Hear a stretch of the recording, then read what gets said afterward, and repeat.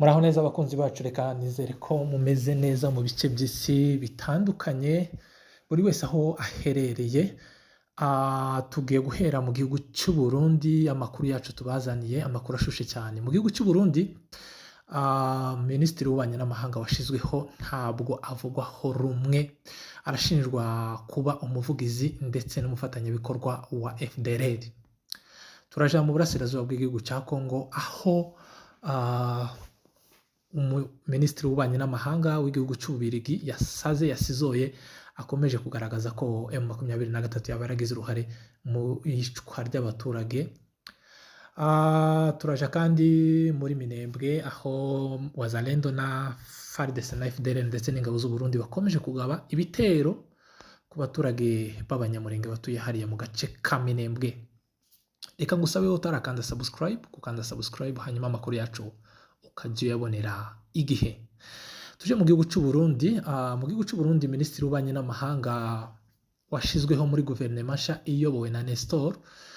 Uyu mugabo rero yatangiye kutavugwaho rumwe, dore ko yagiye agaragara kenshi cyane ashigikiye FDLR, ndetse abantu bakaba banatanatinya kumwita umufatanyabikorwa n'umunyamuryango w'imena, akaba n'umuvugizi wa FDLR. Uyu Dr. rero Bizimana, Dr. Bizimana Albert, akaba rero ari we wagizwe Minisitiri w'Ububanyi n'Amahanga. Uyu mugabo mbere yuko ahabwa izi nshingano yakunze kugenda agaragaraho amagambo ataravuzweho rumwe, dore ko ari amagambo yo gushigikira FDLR kandi abantu bose, isi yose ikabizi ibikorwa by'ubunyamaswa basize bakoze mu gihugu cy'u Rwanda, ndetse kugeza n'ubu nyine FDLR ikaba gikomeje gukora ibikorwa by'ubugizi bwa nabi muri Repubulika Iharanira Demokarasi ya Kongo. Bizimana Albert,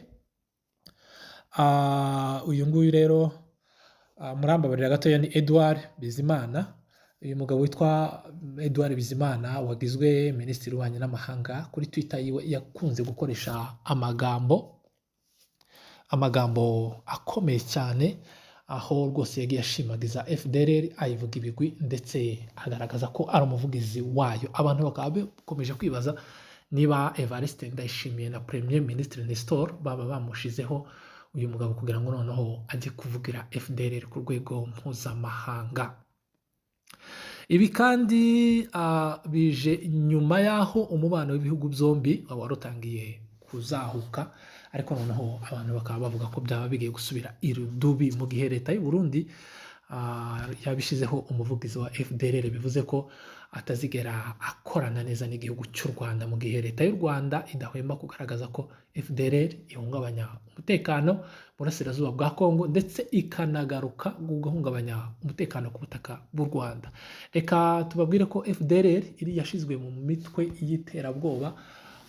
Amerika rero ikaba yarawushize, Amerika ndetse n'umuryango w'abibumbye bikaba byarashize FDLR mu mitwe y'iterabwoba ikorera mu burasirazuba bw'igihugu cya Kongo.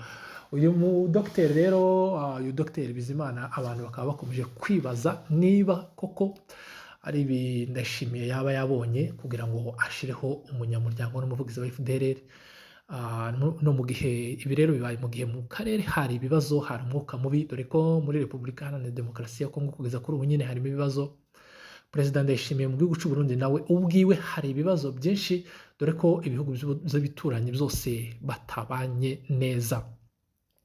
Bakunzi bacu, hari amwe mu magambo uyu mugabo rero wahabwe minisiteri ikomeye cyane hano mu gihugu cy'u Burundi yagiye atangaza, nkaho yatangaje amagambo akomeye kuri Minisitiri w'Ububanyi n'Amahanga w'u Rwanda Olivier Nduhungirehe. Uyu mugabo Dr. Edouard Bizimana akaba yibajije impamvu, ibi ni ibintu yanditse, ni inyandiko rero yanditse kuri Twitter ye, yibaza impamvu Minisitiri w'Ububanyi n'Amahanga w'u Rwanda Olivier Nduhungirehe yaba yarabaye umuvugizi w'abatutsi bo muri Kongo. Bakunzi bacu, si ibi byonyine, ni kenshi yagiye agaragaza ko ashigikiye umutwe wa FDLR. Muribuka aba FDLR bagera ku 170 baherutse gutaha.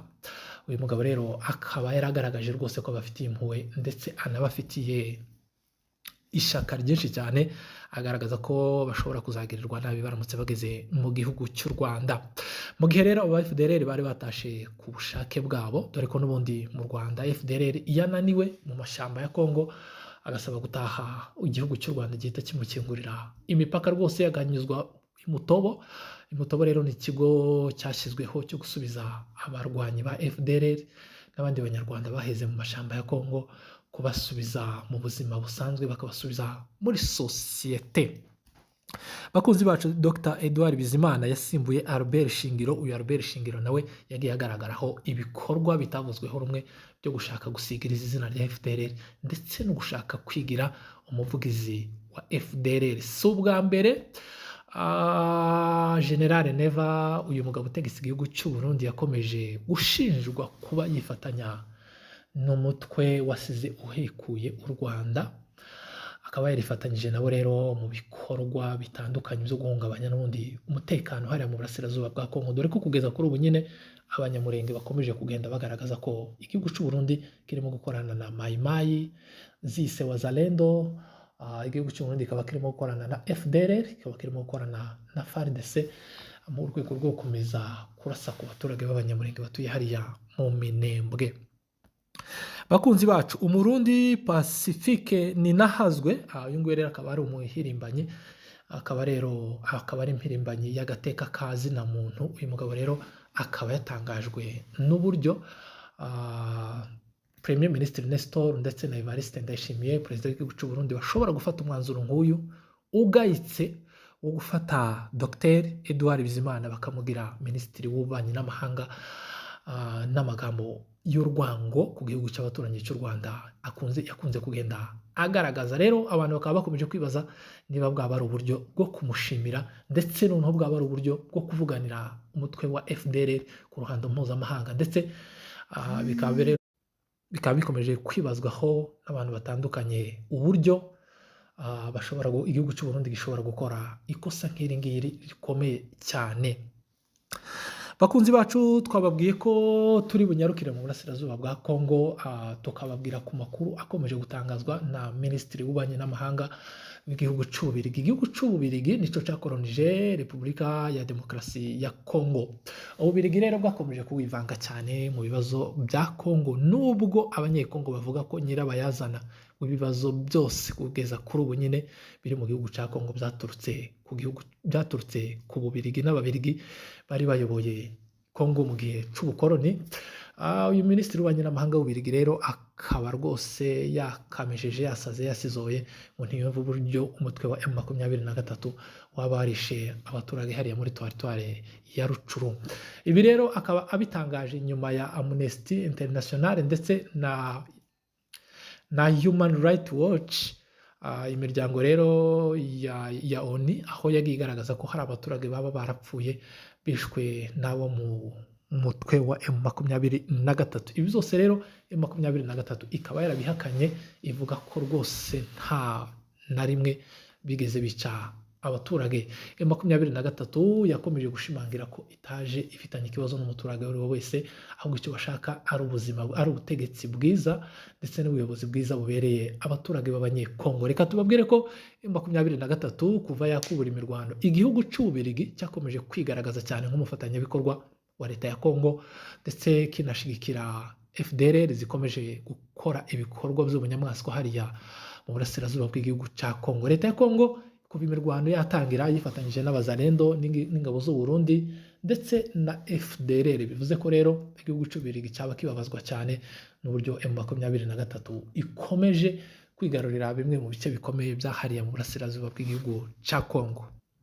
M23 ikomeje guhura na changamoto zikomeye cyane, ikomeje guhura n'abanzi benshi cyane, dore ko abazungu bayihagurukiye batifuza ko yakomeza gutegeka hariya mu burasirazuba bw'igihugu cya Kongo. Kandi bakunzi bacu, reka tubabwire ko mu burasirazuba bwa Kongo kuva M23 yahagera, iyi ni AFC M23, umutekano waragarutse ugereranyije n'uko mbere byari bimeze. Twebwe turahazi, aho niho tuvuka, twahabaye igihe kinini. Bakunzi bacu, reka tubabwire ko kugeza kuri ubu nyine ibice bigenzurwa na M23 abaturage barishira bakizana. Umuturage arahinga agahinguka nta muntu umukozeho, umuturage aracuruza akunguka nta muntu umukozeho. Mbere gato y'uko M23 yigarurira uburasirazuba bwa Kongo, uburasirazuba bwa Kongo reka tubabwire ko bwari bwarabaye indiri y'imitwe y'inyeshamba itagira ingano, imitwe y'inyeshamba itabarika, abitwa ba Kodeko, abitwa FDLR yo murayizi, abitaba n'imitwe itandukanye, ewe na FARDC yakunze kugenda igaragaraho ibikorwa bibi cyane, ntaho yari itaniye n'iyi mitwe y'inyeshamba yose yakoreraga hariya mu burasirazuba bw'igihugu cya Kongo. Kuva M23 yafata ubutegetsi hariya mu burasirazuba bwa Kongo, ibintu byarahindutse cyane.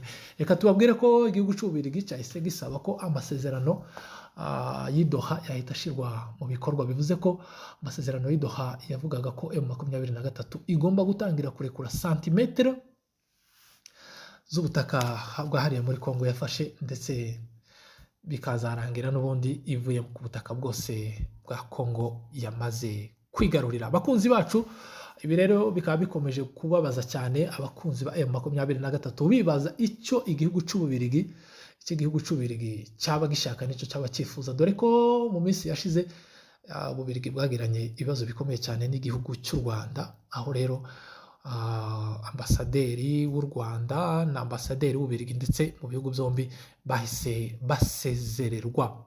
Reka tubabwire ko kandi kugeza kuri ubu nyine hahise hahagarikwa uburyo bwa diplomasi hagati y'ibihugu byombi, aho rero igihugu cy'Ububiligi cyakomeje gushinjwa kuba inyuma y'umutwe wa FDLR, aho kugira ngo bashakire umuti ibibazo bibera hariya mu burasirazuba bwa Kongo, ahubwo bo bakanamba kuri FDLR ndetse na FARDC zakomeje guhungabanya umutekano mu burasirazuba bw'igihugu cya Kongo. Bakunzi bacu, tudatinze reka tuje muri Sud Kivu, muri Minembwe. Ibyaho rero nk'uko mubimenyereye, FARDC yifatanyije n'imitwe itandukanye hariya muri Sud Kivu, aho twavuga nka Mai, aho twavuga nka Mai, aho twavuga nka Wazalendo, aho twavuga nk'ingabo z'u Burundi. Aba bose bakomeje kwishyira hamwe kugira ngo barimbure umunyamurenge muri Sud Kivu. Bakunzi bacu, reka tubabwire kino kintu. Abanyamurenge bamaze igihe kinini cyane bari mu ntambara. Bitangira byagaragaraga ko ari intambara zari ditabara na Mai. Siko byaje kugenda. Leta ya Kongo nubwo yakomezaga kwihisha yerekana ko iri hagati, ariko ntabwo ariko byagenze. Yaje kwerura kugeza kuri ubu nyine rero ikaba ikomeje gukora ibishoboka byose ngo irebe ko yakwigarurira agace ka Minembwe. Aka gace ka Minembwe kagenzurwa na Twirwaneho 100% bidasubirwaho, ndetse baraguye imbago bagera ahitwa mu Rugezi. Kugeza kuri ubu nyine rero aho hose hakaba hari amadubu cyangwa se abasore bo muri Twirwaneho bayobowe na Fande Sematama. Bakunzi bacu, reka tubabwire ko muri iki cyumweru ku munsi w'ejo ndetse n'uyu munsi mu gitondo ahitwa mu Mikenke ku biraro mbiri, ahangaha rero naho ni muri Haut Plateau, izi Mai zifatanyije na FDLR na FARDC babyutse bakora kuva ku munsi w'ejo, bagabye ibitero bikomeye cyane bashaka gufata agace ka Mikenke. Uyu munsi mu gitondo rero babyutse bakora ibishoboka byose ngo barebe ko bakwigarurira aka gace, ariko abasore amadubu bakoze ibishoboka byose basubizayo izi nkozi z'ibibi. Reka tubabwire ko abo mu bwoko bw'abanyamurenge batuye muri Sud Kivu muri Haut Plateau barinzwe na Twirwaneho gusa 100%.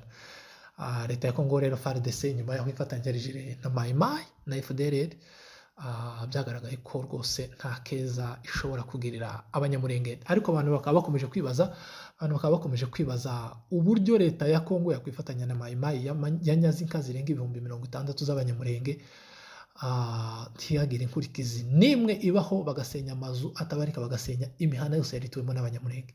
Abo ngabo rero leta ya Kongo kugeza kuri uyu munsi akaba aribo irimo kwifatanya nayo kugira ngo itsinsure Twirwaneho hariya mu gace ka Minembwe. Bakunzi bacu, amakuru yacu nakagaruka ibibera mu burasirazuba bwa Kongo tuzajya dukomeza tubibashakire, dore ko ariho tuvuka amakuru yose ari latest tuzajya tuyabagezaho.